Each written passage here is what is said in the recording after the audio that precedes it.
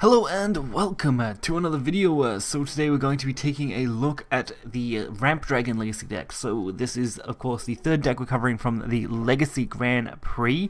This Ramp Dragon brings me right back to the old Tempest of the Gods era, and this is actually quite a powerful deck back then, especially with things like Grimnir the War Cyclone being absolutely dominating everything when it goes to hitting face as well. Ouroboros having absolutely insane effects, and then of course the insane combos with Windreader Zeal and Bahamut, which we're going to get to see most of those today in this video, so hopefully you guys will enjoy it, and we're going to get right into it. So the first match we're going to look at is Dragon versus Dragon. A lot of people are running the PDK over the Ramp variant, which doesn't surprise me at all because PDK is still a really solid deck. I always did enjoy the Ramp variant though, personally.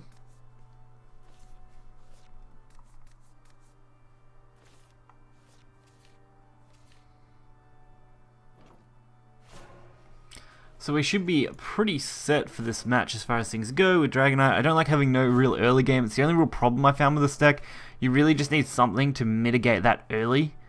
That's why I actually ended up losing to Sword, which was disappointment, and I lost to a Neutral Blood. We probably won't cover those videos in this one though because they weren't very interesting.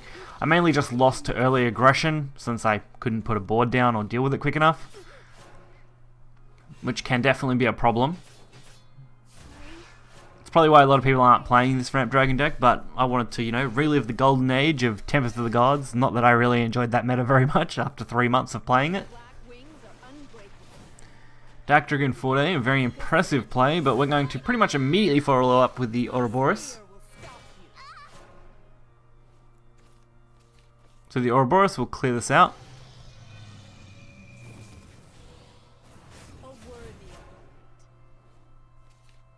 Such a nice card, since it does heal, return to your hand, and just overall be an absolutely amazing value.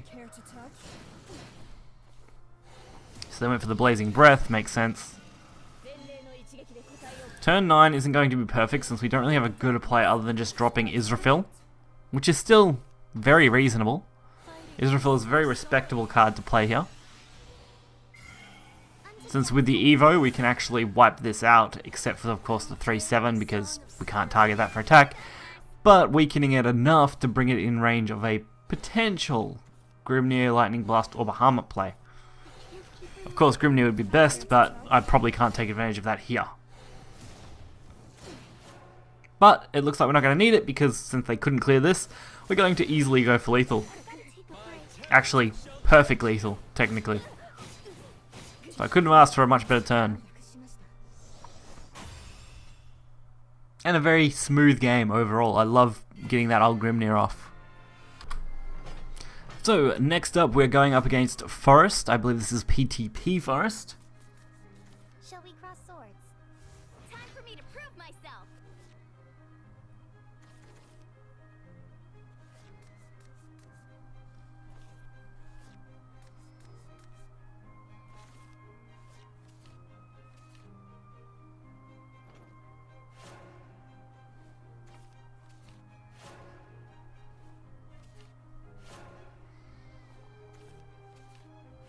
Not bad, honestly. Look at this. It's crazy. We both had pretty mediocre beginnings. They are going for the Fairy Whisper.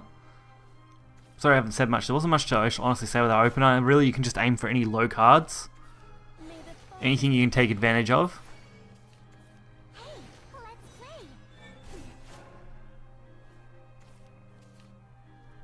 Draconic Fervor is not bad. Really all we can do at this point is ramp until we can get to a playable state. I mean, we've definitely got the Breath, which is perfect. Unfortunately they did H-Nelf, so we're not going to get to wipe that. But we do have the Dragoon, which becomes active next turn, which would be a wonderful way to deal with it.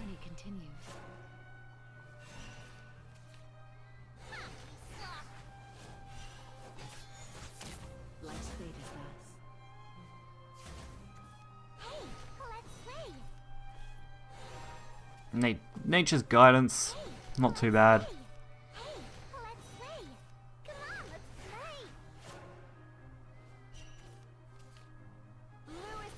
Sybil, that's a respectable play, like going for that, being able to heal up, clear out at least one of these followers before we go into turn 10 where Zeus, Bahamut and Lightning Blast become active.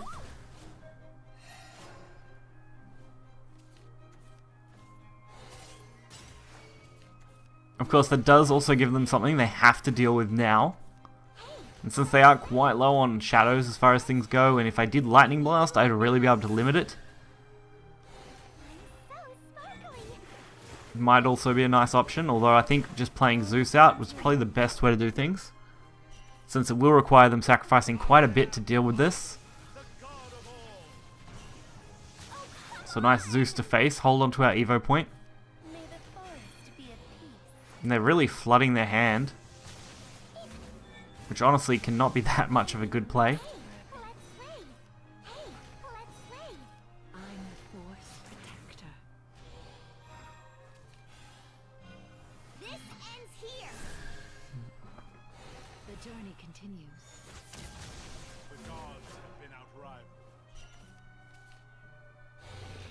Rahab, not bad.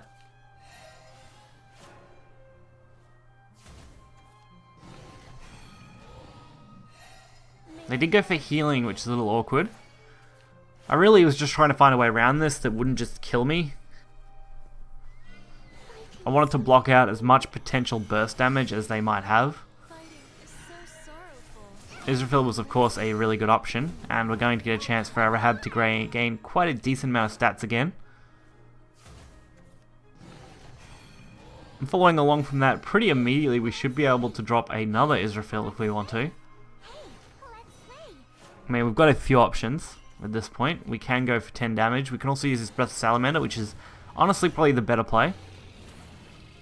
I suppose the only other option was to use Ouroboros, and we could have went for 15.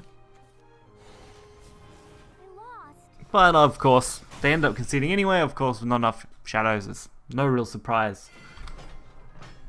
For the last match, we're up against Dragon again. Again, not an uncommon matchup because a lot of people are playing PDK Dragon. So when I normally come across it, that's usually what I'll expect it to be.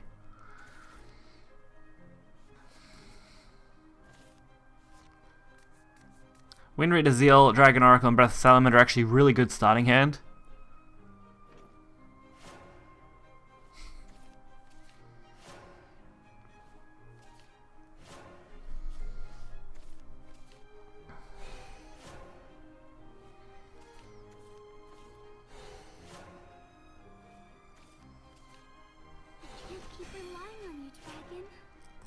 We're ramping very solid. It's exactly what we want to be able to do. The more ramp you can get in the early game here, the better off you'll be long term. Of course, since we did get Draconic Fervor, I don't really need to use this Aelia here. We can just kind of leave it on board to be forced to be dealt with by other cards, which should be perfectly fine. We're going to go for some pretty intense ramp though. This is probably the best ramp I've had in any setup playing in the Grand Prix so far with this deck.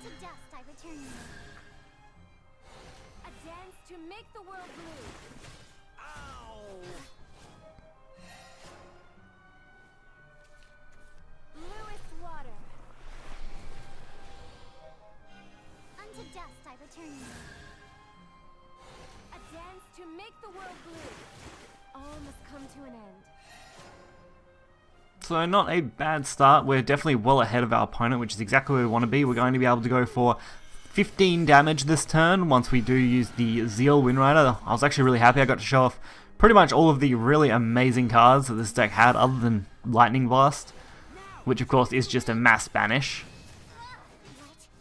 So this was an extremely respectable play.